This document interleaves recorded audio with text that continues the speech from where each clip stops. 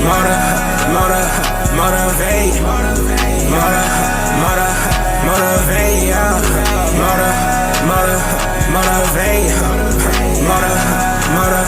Motivate, yeah. Motivate, yeah. Motivate, yeah. Motivate, yeah.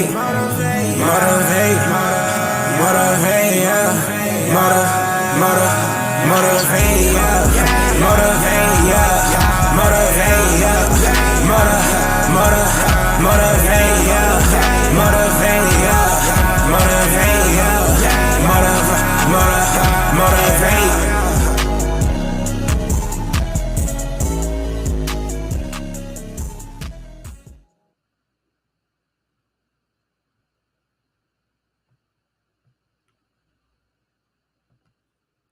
DINYL Nation, Dialysis is Not Your Life Nation, Second Chance family. Listen, welcome to Dialysis is Not Your Life presents Welcome. Listen, on your mark, reset, go. Listen, this is sessions for the kidney disease and dialysis patients, their family, the community. We're focused on how to come back and overcome the mental, physical, emotional impact and the stresses of dialysis and kidney disease. We're talking about letting everyone know, all because you're on dialysis, I have kidney disease, your life is not over. Dialysis is a second chance at life. So the question is, what are you doing with your life with this second chance? And so tonight we have an awesome show tonight. We have awesome guests tonight. I mean, we have royalty here tonight on your mark, reset, go. And I'm so excited to have them here today to share their story, to share their journey. I mean, these are warriors that making they've been making big waves here with the dialysis community as being advocates of really helping all over the globe. And I'm so excited to have them on today. For those of you who do not know, I am Fred Hill. I'm your host tonight. I'm the founder of Dialysis is Not Your Life. You can check us out at dialysisisnotyourlife.com. Also subscribe to our YouTube channel, follow me on Facebook, all our social media. Myself, I'm a dialysis I was a dialysis patient for 3 years. I did hemo and I did peritoneal. I have a kidney transplant since 2015, and I'm on the go. We're making a difference in the lives of people who are on dialysis. I'm a strong advocate, and I believe in making change, and I believe in letting everyone know that all because you're on dialysis, listen, you can still live your life. You can get your strength back, confidence back, your sex life back, get your drive back, go after your dreams, your hopes, your desires. You can do it all. And so I'm so excited, and we have a couple here tonight. I'm so excited to have them here tonight. We have Christina, and also they call her the Blind Chick Living, and Michael, the caregiver, Gilchrist. Listen, they are regarded as royalty in the dialysis advocate community. They have an awesome online presence, and also as well as an offline presence. They're doing big things. They're working with different companies. They're known again as the Blind Chick Living and the Caregiver. They have traveled to numerous places. They've spoken all over the globe, telling people that they can live. They can keep living while they're on dialysis. They went to Washington, D.C. To talk to Congress about how to get more funding for preventative care, dialysis, the transplant, also including the donors. They do have 2 kids, Tyler and Mercedes. And I can't forget Moose, Christina's Pumpsky service dog. One awesome thing, they also started their own support group, and it's called Living Living on Dialysis, and they have over 5,000 members already and growing. They're doing big things. Also created a podcast that's called Blind Chick Living, and so we are so thrilled, elated, and excited to have them on the show tonight. So we want to welcome Michael and Christina Gilchrist to the show. Welcome to the show. Hey. Hello. So how is everything going? Great. How are you? Excellent. I think you summed everything up. Yeah. That's a wrap, right? I mean, he's done everything that dialysis has to do. Yeah, this was easy. Yes, I'm telling you, I've been following you guys for a while, and I mean, and it is an honor. It is an honor to have you on the show tonight. I thank you for taking time out to share with me and to share with the people your story, your journey. It has actually just really touched me, and reading the bio is just amazing. I cannot wait to really get into the show because I'm telling you guys are in for a treat tonight. And for I don't care who you are, their story will let you know that we have no excuse not to live while on dialysis. We have no excuse. I mean, see, they've overcome so much in the things that they're doing. And so I want to start with the first question to you, Christina. How did you get the name Blind Chick Living? That is all him. We kind of, when we started doing the home dialysis process, I had to become a more active role, and I couldn't find any answers that were suitable for me, because we did PD, and we went everywhere. We camped, we traveled. I mean, PD was amazing when we were able to use it. Okay. And when I started reaching out to kind of have that same life no matter what, even on home hemo, I was getting pushback, because it was like, no, you can't do this, you can't do this. And it was, well, why can't we? Wow. So then that's when I started the dialysis group, because I told her, I'm like, I'm not finding any real answers that I need. I want to be pushing the envelope. I want to do it safely. I want people to show me. And when I started the group, she didn't want anything to do with it. Nothing. She didn't want to be online. She didn't want a presence. She didn't want anything. And heaven forbid, you put a picture of me without makeup on. Yeah. And it just kind of started taking off, because, like you said, I started the group, and it just kind of exploded, and it just grew, and it's over almost 6,000 people now. But I'd be in bed after work, and I'd just be asking her question after question. Hey, this chick has this question. This lady has this question. What do you think about this? Till finally she was like, oh, wow, this is really making a difference. Wow. And she started becoming a big part of the page. And that's kind of when I just always called her the blind chick. Yeah. And we came up with the Blind Chick Living, and it just exploded from there. Yeah. Well, I'm telling you, it works, because I mean, myself, I'm grateful. I'm a member. I'm a member of the group as well, and so and I mean, all the things that you guys are doing, how everybody is posting. I see, as you say, they have questions and different things that are on there. It's a real community, and you guys are making a big difference, a huge difference in the dialysis community, and I'm just excited. Let me ask this question. I'm gonna ask, I guess, the same question to each of you. I'll start with you, Christina. What is the most challenging? What is most challenging about being on dialysis? The most challenging, I think it's just probably the just not feeling well. Okay. Yeah. Okay. Mine would be what people see behind closed doors, because especially as the caregiver, I go to work, everything looks normal, and you can see her. She looks extremely healthy. She looks great, but we have our downtimes too.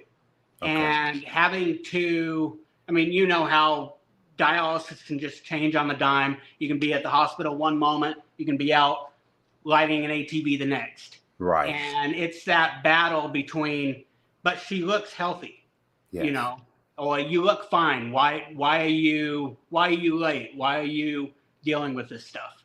So well, let me go a little deeper with you, if you don't mind, Michael. So what is the biggest challenge as a caregiver? Having to continue life when you know the backside might be falling apart. We had scary times where we didn't know if she was going to make it, but yet having to justify what justifies taking a day off from work and what doesn't. Wow. I'd come in late for work, and I'd be dead tired. I was exhausted. And you'd hear mumbles, you know, oh, Mike's late again, or, oh, look at that guy. He can come in whenever he wants. Not knowing that just a couple hours earlier than that, I was maybe holding a hand thinking we might not make this. Wow. You know, having to continue life because, I mean, you know, with medical and all that stuff, yes. if it was like your kid that's never experienced any medical, something drastic, you're taking time off, you're going, you know, you're by their side no matter what. Yes. But with a dialysis patient, kidney patient, it's what justifies taking that time off, because almost every single day does, but you still have to have your professional life. You still have to, you know, you still have to continue with your life, you know, working and all that. So, yeah, life doesn't stop because you're sick. That's good. That's real good, because, you know, let me ask a little bit more. We'll go a little bit more, because you have kids, okay? You're working. You have an awesome online presence. So let's put it this way: you're married, and so how do you balance marriage? You know, being a husband, being a wife, being a caregiver, being on dialysis, being a mother, being a father, the work of, like you said, doing the job, and then at the same time, you enjoy life. I mean, it's a whole lot right there. I mean, honestly, because something can fall in the crack. Some people can fall in the cracks. You can feel like, you know, hey, I'm not getting enough attention. So how do you balance, especially at the level of where you guys are right now, of what you're doing? I mean, for both of you, I mean, how do you? I mean, whoever want to start first, how do you balance that? So I think our biggest thing is have no expectations of each other.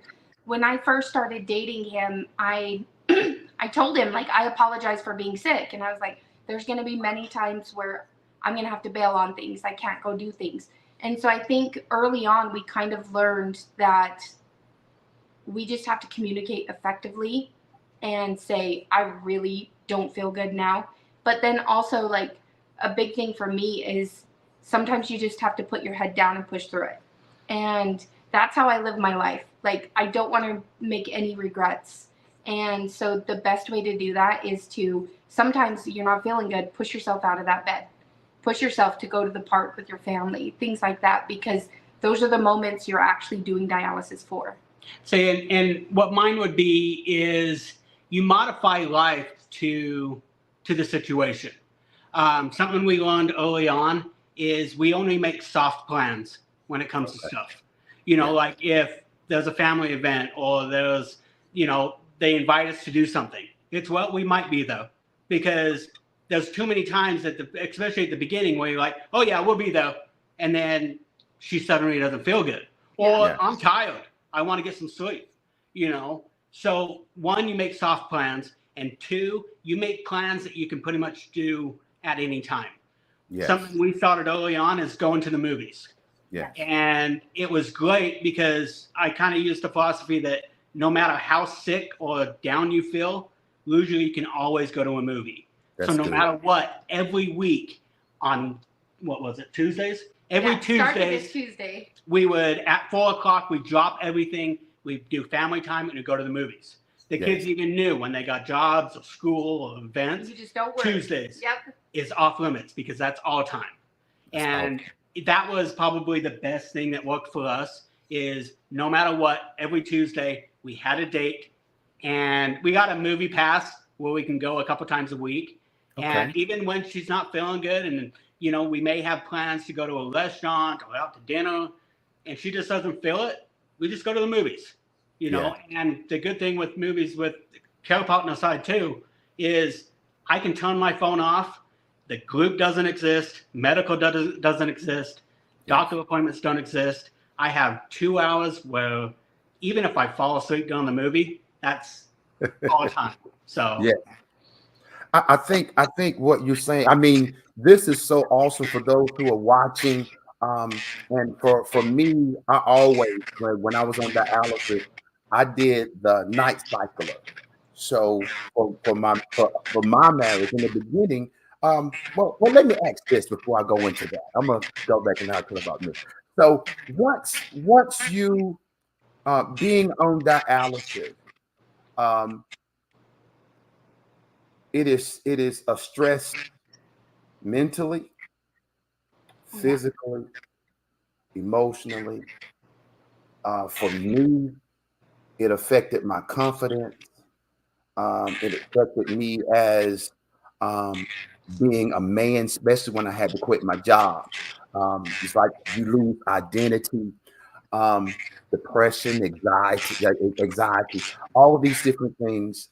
And I felt like my life was over because my whole life is set up as to live, love, and to laugh.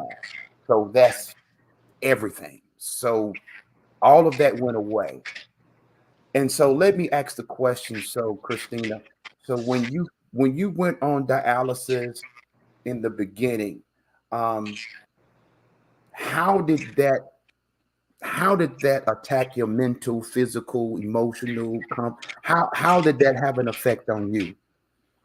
So huge. So when I got sick, I had just given birth to my daughter, and so my daughter's dad bailed, and in my mind, anybody was going to bail as soon as you got sick. Wow. Yeah, and not only because I was in my early 20s, so not only am I dealing with superficial things like, am I good enough physically, or am I pretty enough, am I smart enough, all those things, but then you have catheters being put in, and you have fistulas being placed, and you have all these things being placed in your body that are so foreign, and you truly feel like an alien in your own body. And until you realize what it feels like to not be able to have any control over your body and just hope it takes care of you, you'll never know what that feels like. But it's truly such a helpless feeling.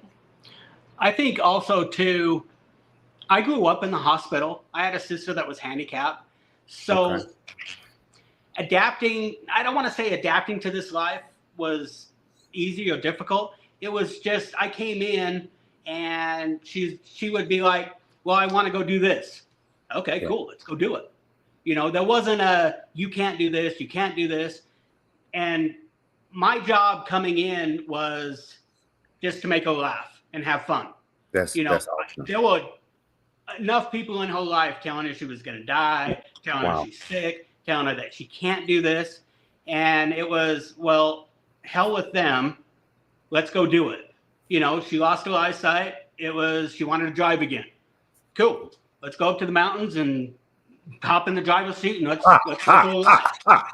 You know, and you haven't lived until you've been on an ATV with a blind chick. It's true. You know, it's one of those where, you know, and I just love not the shock factor, but just the fact that she can do something. Like when I first met her, it was, hey, hop on the back of the motorcycle. I'm going to show you what, you know, going down the road 100 miles an hour is going to feel like. Wow. You know, it was just, let's go do it. He never went 100. Oh, no. Always the speed limit. Always stop the stop signs. If a mom's looking, we followed every single rule. Even when she's not. Yeah.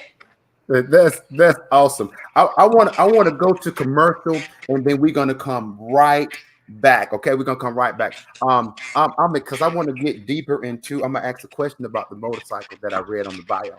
So we're gonna do that. We're gonna come right back. Okay. Okay. Dialysis is not your life. The book and workbook by international author Fred Hill is available on Amazon.com. The power to redefine your life while on dialysis. Dialysis is a second chance at life. So what are you doing with this chance? I know that dialysis is challenging. I was on dialysis for 3 years, chemo and peritoneal. But you can still live a high quality, fulfilled life while on dialysis. You can get your energy back, your confidence and sex life back. Still go after your dreams and live your life out loud while on dialysis. The book teaches you that dialysis is not the end for you. It is possible to live and enjoy life. The workbook takes you step by step to make it all a reality. This book and workbook are helping and changing the lives of dialysis patients across the globe. So go to Amazon.com, order the book and workbook, and get your life back. Life is waiting on you.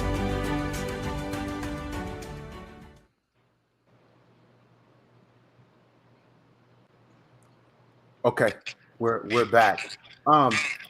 I want to ask this question, and then I want to go deep into the bio.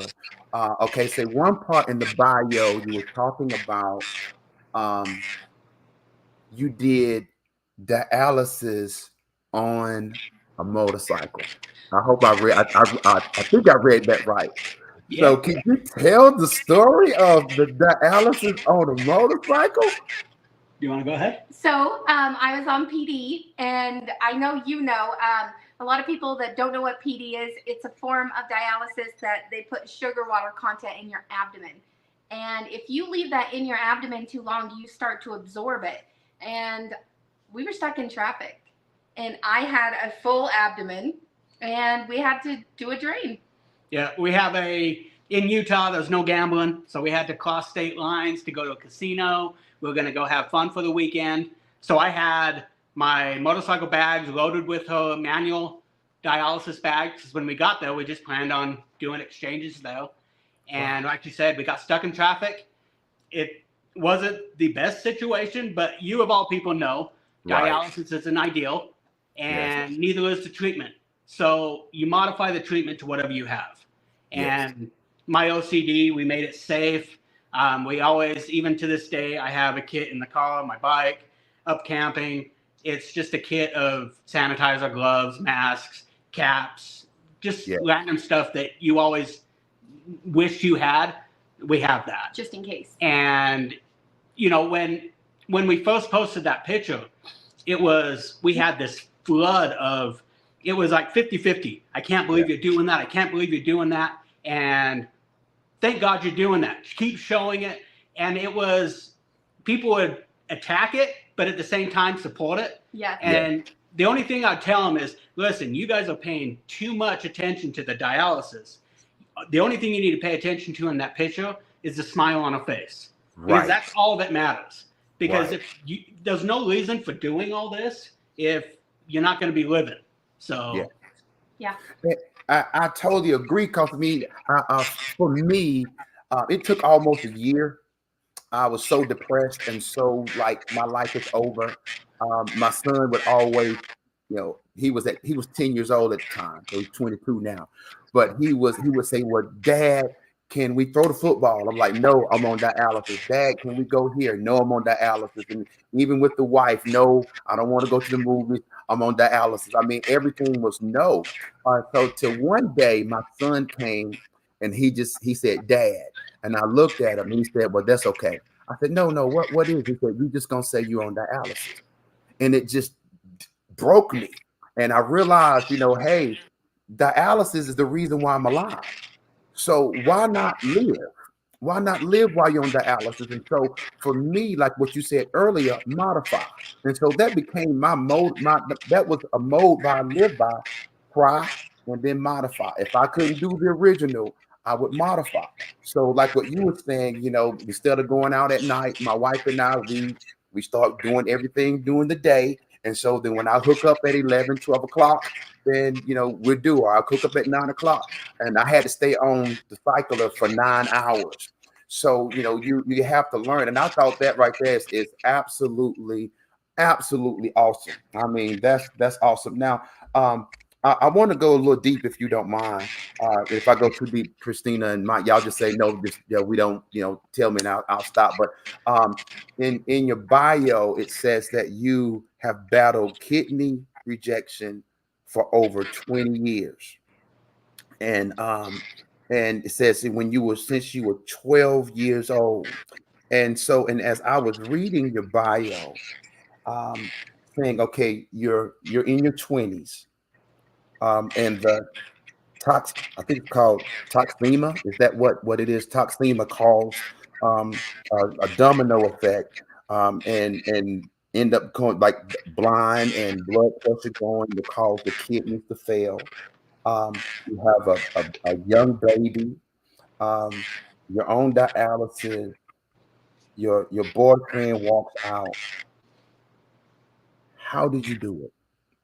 Because somebody is watching or gonna watch that's going through the same thing. In my mind, a 20-year-old, I was 40 when I went on dialysis.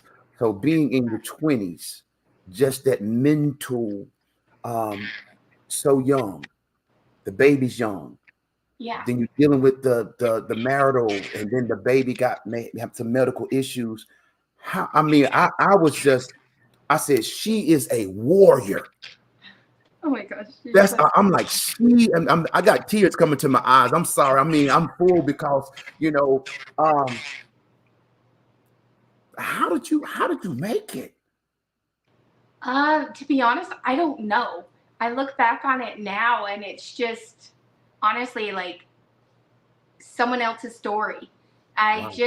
You just gotta put your head down and just push through it. And I think, to be honest, I had my reason to live. And my reason to live was my daughter.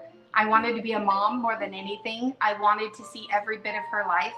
And believe it or not, I would set myself goals. Like, I want to see her go to kindergarten. And then I would make it to that. And then I want to see her graduate elementary school. And then I'd make it to that. And my biggest one was her turning 18. Her dad's not involved in her life. And so I knew if I wasn't here, who's going to take care of her? Right. And so I had a reason to live. And I held on to that with everything. And then this beautiful man came along. And then I have even more reason to live, And so I think that for me is the biggest thing. Find something you love more than anything. Something that you're truly on this planet for, and just hold on to it. That is. I think that's what she's hot as hell. So that immediate attraction. But I was a single parent as well. Okay. And healing exactly what you just said. I mean, I found it hard enough just being a single dad. And I've had full custody of my daughter her whole life. But how difficult that was, having to add all that medical plus blindness, she was just superwoman to me. And we just kind of met at the perfect time when she was feeling good. Yeah. I was at a point in my career where I could date, and It just was the perfect time for us to merge. Yeah. So, and I think I always tell people, especially in your 20s, when you go on dialysis, your life is put on pause. You watch everyone around you live. And I watched all my friends get married. I watched them all have kids, go on vacations together. I watched Christmas photos, of these beautiful families growing together. And I was alone. I was alone trying to fake I was a solid mom and dad.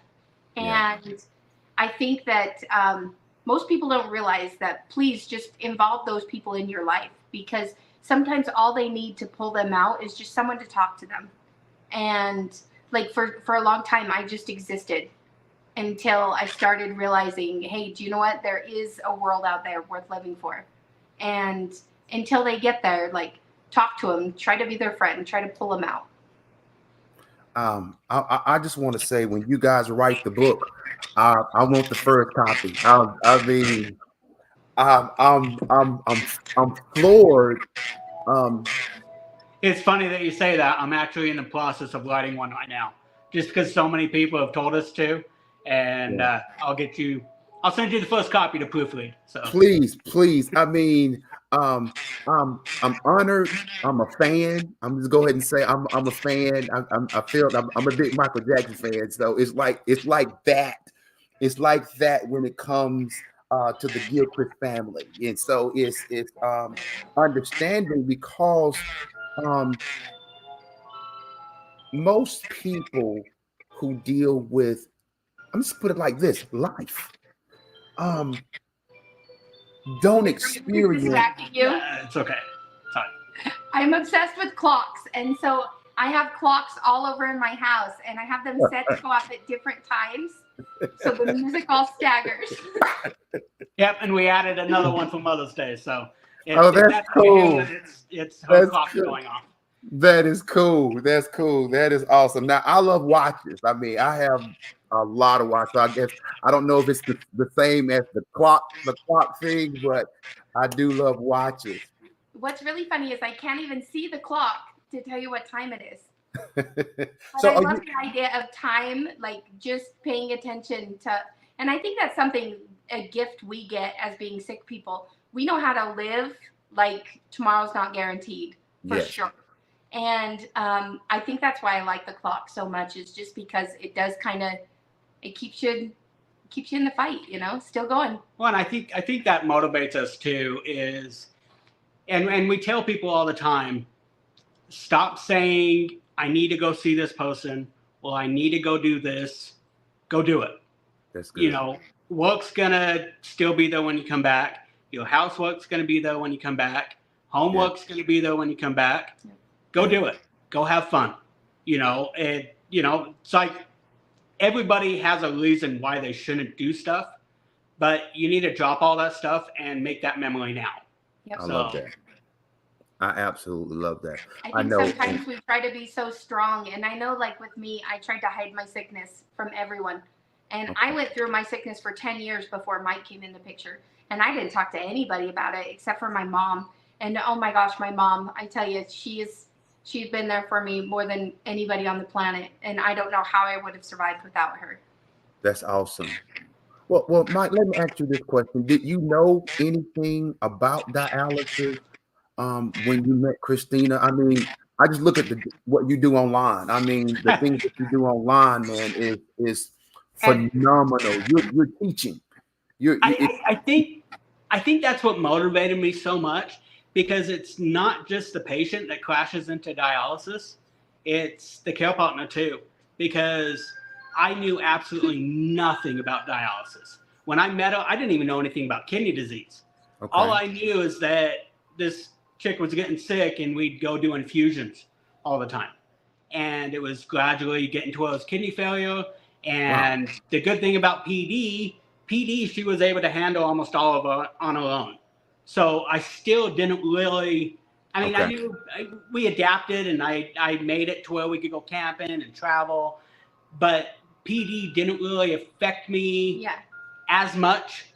But when PD stopped being effective, that's when it was, okay, Mike, you gotta know the ins and outs, because, you know, I'm taking her life into my hands 4 times a week. And Mike is an all or nothing guy. So he doesn't do something part way. He does that all the way. That is one. I mean, I have extreme OCD, and if there's something I need to know about, I'll dive in and I'll know every single. And honestly, dialysis just, I don't know, it's because my mom hauling me around to the hospital when I was younger, but dialysis just came natural to me, and I wanted to show. My mind kind of takes apart all of the dialysis in my mind. And I think, how can I improve this? How can I make this better? How can I make it so she can still go camping? She can go do this. She can go do this. And that's why I do the videos. In real life, I'm actually a very quiet, withdrawn. That's what I was going to say. Really? My online I have, you know, I talk kind of weird, and I don't have the best hearing. So I've always just been withdrawn and quiet my whole life. Okay. But with this community, it was, I've got to show these people how to be energetic about this. And I think that's kind of a transformation I got to see that most people didn't see, is here my partner is this quiet, like really reserved guy who only says a few words, and then he starts his page. And all of a sudden he's in a dinosaur costume and he's just being crazy. And to be honest, to me, he was finally being the person with me that he always was, but he was being that with other people. The thing that I look at, Mike, I'm sorry, Michael, I identify, because for me, I'm gonna put it like this: I'm a big kid. I'm a big kid. Okay, so I'm 52 years old, and I love cartoons. I love cereal. I mean, and so the costumes and all of that. When my son was little, that's what we dressed up in, and all. So seeing that, and for me, that's what kept me moving, kept me going. And to see you do what you do online. I never would have thought that, number one, that you were shy at all or not talkative. Um, I also thought, because of what you do, that you had a nursing, whether a degree or some kind of background in nursing. Um, because of how thorough you are, you can actually be a dialysis technician with all that you, well, put it this way, you are, because of what you're doing. And so, but it just seems so second nature, if you would. Well, So I think that's what motivated me to explode the page like I did, because I was seeing so many people that were giving up on life. I can't do this. There's no way I can go home. There's no way I can do this. And that was our big motivator was, and we would joke, but if a dumb mechanic and a blind chick can do this, anybody can. yes. And I have no medical background. I work on aircrafts, and it's one of those where we have all the education and opportunity to go home. It just has to be offered to people. And that was one of the big motivators about starting the podcast that we did too, is I would have so many people reach out and be like, I want to do this for my loved one. How do I motivate my loved one to go home? She doesn't want to do it, or he doesn't want to do it. He's given up on life. And our first episode was Christina's story. And I would tell them, put it on loud enough in your living room that they can hear it in the bedroom or watching TV or whatever, that it just plants that seed. Yeah. And it's amazing. Once you plant that seed of what, I can go see my kids, or I can go camping. We've got this tiny blonde that's going all around the country. I can do this too. And that was seeing people that were on the brink of death, and then getting a message a month or 2 months later that they on so Disneyland good. Or they're home. Awesome. They just went to the ocean, and we tell a lot of people, and it's kind of our motto, that don't tell us we can't, show us how we can, because she's stubborn as hell, and she is going to do whatever she wants. And you as a patient know that once that door's closed, what the doctor said kind of gets morphed into what you want to do. Right. So you might as well make it to where it's healthy and you can actually do it. Yes. Like swimming. She wanted to swim. She wanted to swim on PD. Yes. So we figured out how to do it. And, there's different techniques. There's, and across the country, you'll hear, yes, you can do this. No, you can't. Don't tell us we can't. Give us ways that we can. So. Yes. Well, I'm with you. I did. I swam on when I was on the PD. I didn't swim with the catheter when I had it here, but I did get in with PD. I did. Now I take that back. So I did. I got in the ocean, and I think I got in the ocean with this. So yeah. So did the cruise. So I tell everyone, I'm with you, that you still got to live and enjoy life, and not allow the disease or dialysis to define who you are. I want to take another commercial. We're gonna come back. I want to talk about your advocacy. Like you guys travel around the world. Y'all talking and you're sharing your story, helping so many people. So I want to come back and I want to talk about advocacy, the podcast, and talk about more about the support group and those different things, and also how the children fit in. I don't know how old they are now. So when we come back, I want to talk about that, if that's okay. All right, we'll be right back. We're going to have this quick commercial.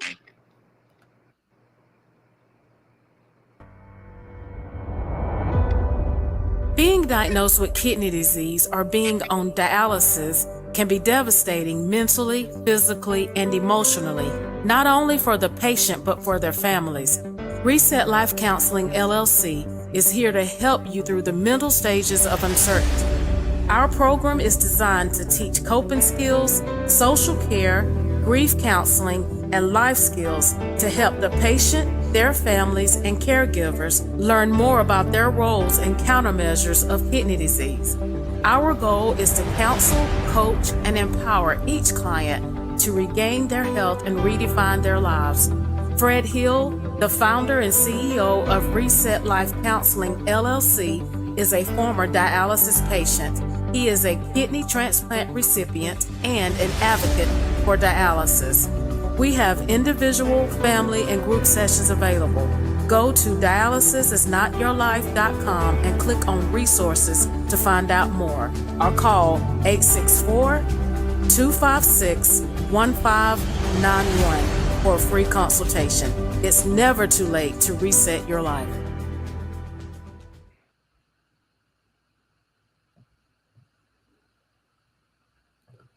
Okay, we're back. I do want to say for those who are watching, if you know someone that's on dialysis, whether it's the caregiver or the children or the patient, listen, Reset Life Counseling, the new number is 864-542-6282. So if you know someone, so it doesn't matter where you are in the world, we actually do we do on Zoom, the online as well, so and in person. So give a call if you know someone that's going through on dialysis with anxiety, depression, feel like giving up, that there's no hope. Listen, there is hope for you, and we're here for you to help you as well. All right, let's get back and ask some more questions. So let me ask this first. So how are the kids? Oh, wow. I'm sorry. It was muted. That was my fault. I'm so sorry. You're okay. How are the kids? That's the question. How are the kids? So they're doing really good. You tell them about Sadie, and I'll tell them about Tyler. Go ahead and tell them about Ty. Okay, so Tyler, my daughter, she is now 19. Oh. She is in college full time, and Awesome. she's actually going to school to become a pediatric endocrinologist. So Wow. she's going to go to school to become a doctor. You want to tell about home medical? Yeah. So when she was born with no intestines, and Okay. they fed her, and so she ended up having a colostomy bag, so a stoma, for the first 6 months of her life, and then Okay. her intestines grew, so they Wow. reconstructed them. I know, right? It's insane, our bodies, huh? Yes. My goodness, that's awesome. That's miracle. That's miracle. That's wow. Wow. Yeah. Let's go medical. Yep. And then when she was 11, she was diagnosed as a type 1 diabetic, Okay. which I'm sure you know exactly what my mind went to. She's Yes. going to be a blind kidney failure person, you know? Wow. And so that was really scary. But I think, and that's another reason why, too, we kind of mastered this the way we did. Because if she does have to live my life, then she'll be good. She'll be able to handle it. Yep. Yeah. And then my daughter, I've had full custody of her. She's 2 years older than Tyler. Same thing. She went off to college. She moved out. And she brought us back a special gift. Yeah, we became grandparents, a month? Wow. So, Congratulations. it's those little things that happen, because as a dialysis patient, you were told from the very beginning, you're only going to live this amount of time, or you only have 5 to 7 years. Right. And that's what she was told ever since Tyler was born. Yeah. So we take these things as just gifts every single time they happen, of Tyler graduating, Tyler going to college, Yeah. Sadie having a baby, us being grandparents. And she happens to be the cutest baby on the planet. That's awesome. That is so awesome. Being a grandparent, that's just something I never thought was in my cards. And so, just to still be here, like he was saying, they told me 6 to 7 years. Yeah. None of this stuff was in my future. And that's the exciting thing about the dialysis world right now, is so many things are opening up for us patients. And we are living at the right time to truly start living with dialysis. And I always like to say, I don't live to do dialysis. I do dialysis to live. See, and with Christina, she's had 2 transplants. Yep. Okay. She finally had her disease diagnosed. She has C3G. And but we don't know if a transplant is in her future. We are hopeful. She's on the list. Her antibodies are at 100%.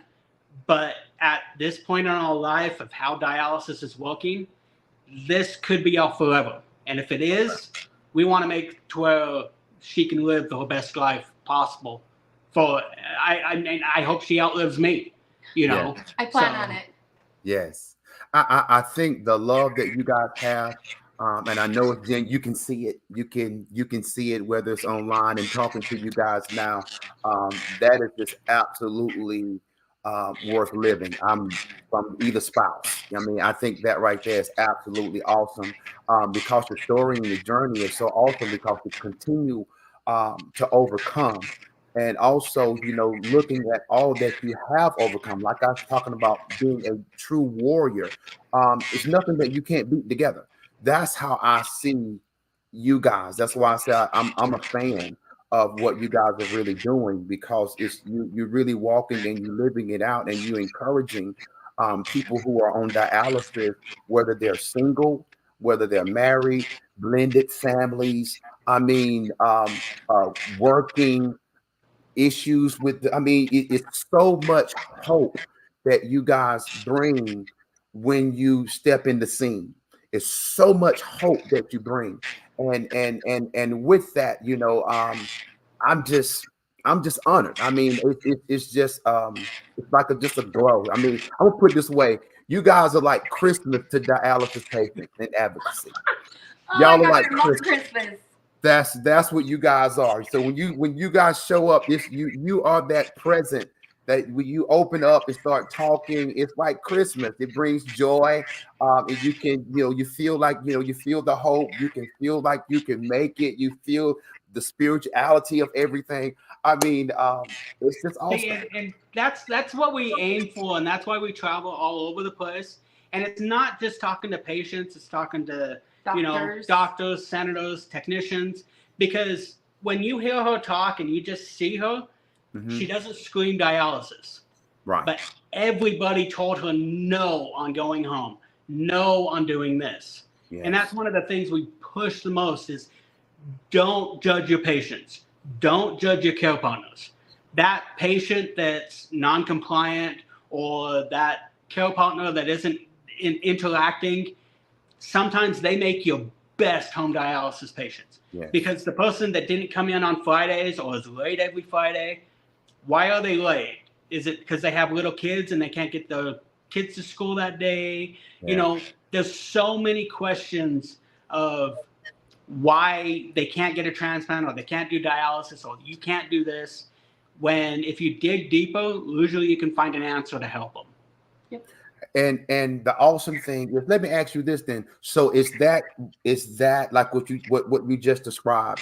Is that the foundation of the advocacy of living on dialysis and also the podcast of Blind Chick Living? Is that the foundation of what you just described? Yeah, I would say just kind of, I think if anything, like, I think as a sick person, you have so many nights where you're alone and you're sad and you just think you're never going to be good enough. No one's going to love you. You're not going to make it through it. You know, you're just going to be a disappointment to everyone the rest of your life. And I think that every time I talk to somebody and talk to them about them feeling better or going camping while doing dialysis, anything like that, it just kind of makes those nights worth it. See, and I think also is the reason we started the group and the podcast and all that stuff is because there's so many people that think they're alone. Like when I first started the group, it's because I couldn't find answers, or we were getting answers to the questions after something medical happened, where you know it would be, well, why didn't anybody tell us about this? We said that a million we could have times. prevented this, and that's why I told you I'm starting the group. Is I'm sick and tired of getting answers after all of this stuff happens. And it's amazing how many people, when we're out talking the country and all that stuff, and that patient or that care partner thinks they're alone. They think they're the only person dealing with this. Yes. You were younger when you started dialysis and all that stuff. And sexual frustrations, Yes. that was a huge one. Yes. And it was, they're so scared to ask the question, or Right. they're so embarrassed of, I can't ask this. Or what did I do wrong? I tell them, Yeah. get on the group, join a group. I don't care which one. I like mine. You know, I think it runs great. But join any group you can and talk to people. Because I would tell people, you think you're alone, but I'm going to find you hundreds of people that are going through the exact same thing that you just went through. Yep. So that makes the difference. And I would say, especially men, when it comes to sex, being on dialysis and the medications and blood pressures and all those different things, not wanting to say anything. And so I'm with you. I mean, talk to your doctor and talk to other people, because everybody knows it. And so know that, you know, being sick, being on dialysis, it causes those different things. But you can better, you can get it back, you can get your life back, and you can live. But what you're saying, you got to ask the questions. And so that's why I'm so thrilled about living exclamation points on dialysis, because that's exactly what you guys are doing. I have not had a chance to listen to the podcast, but I will listen to the podcast. So because I know, I mean, you guys are doing, y'all just doing big things, and I'm so proud. And I'm just grateful, and I mean, I'll continue to push you guys, because y'all doing great things. I don't want to go over, but I want to ask a question. I'll start with you, Michael. If you had to say anything to the caregivers that are out there that would encourage them, to keep them, or to motivate, or to lift them, what would you, in your own words, what would you say to encourage the caregivers? At the beginning, you're going to feel your life is on pause. You're going to have to feel, you're going to feel like you're giving up everything. I felt I stopped advancing my career. I stopped applying for advancements. It was, I just existed. But going through this process, making her healthier, will make your life better as well. And, you know, I can proudly say that I went from hanging off a jet, standing, sweating my butt off every single day, wondering how I'm going to keep going the next day, to the health that she has. And I was actually promoted. I'm an engineer now. So I'm not hanging under a jet. I'm actually in an office. I'm making the best money I have. And it's all because of home dialysis and adapting to our situation. Yeah. You can either dwell and accept, yeah, this is the worst life possible. Or you can look at it the different way and find, how can I make this situation work for us? Kind of like nocturnal. You know, she does nocturnal now. It's great. We both fall asleep. It's something that I never thought would ever happen. Wow. That I would actually have a machine sucking the blood out of her body, and both of us fall asleep. Wow. But Wow. there's so many fail safes. There's so many things that they'll teach you how to do this. You just have to ask the question of, how can I do this? So ask all the questions. That's awesome. And join a support group. Yes. And if you don't have a support group, I'm telling you, please join Living exclamation points on dialysis. It's an awesome, phenomenal group. Let's blow this up. We're almost at, I'm saying we're, because I'm including myself. We're almost at 6,000. Listen, let's blow this thing up to go over 10K. Please share this. Let's take this thing over the top. I believe we can do it. Christina, if you had to say anything to encourage people, I mean, your life is, oh my God, it's so, but in your own words right now, if there's something that you would want to encourage the people who are on dialysis or patients on dialysis, what would you say? I would say my biggest advice is give yourself grace. Like, allow yourself to be sick. Allow yourself to have those moments. Don't dwell in those moments.